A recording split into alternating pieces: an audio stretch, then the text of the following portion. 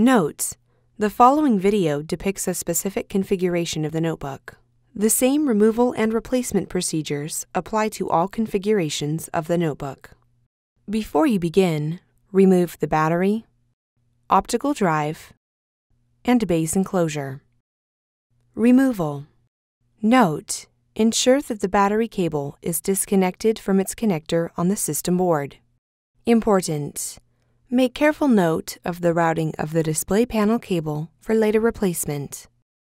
Remove the display panel cable from the adhesive and routing channel that secure it to the top cover. Remove the two 5mm P1 Phillips-head screws that secure the USB board to the top cover.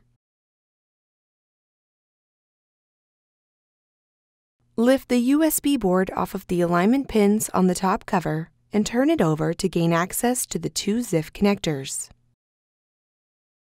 Using minimal force, lift the locking bar up on the USB board ZIF connectors and disconnect the USB board ribbon cables from the USB board. Caution: use care to prevent damaging the ZIF connectors and ribbon cables. Place the USB board in a static dissipative bag. Replacement. Remove the USB board from the static dissipative bag.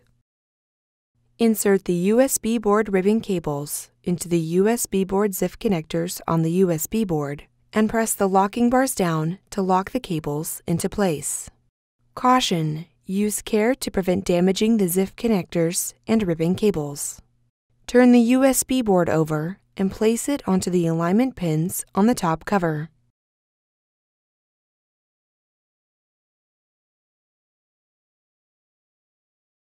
Replace the two 5mm P1 Phillips-head screws that secure the USB board to the top cover.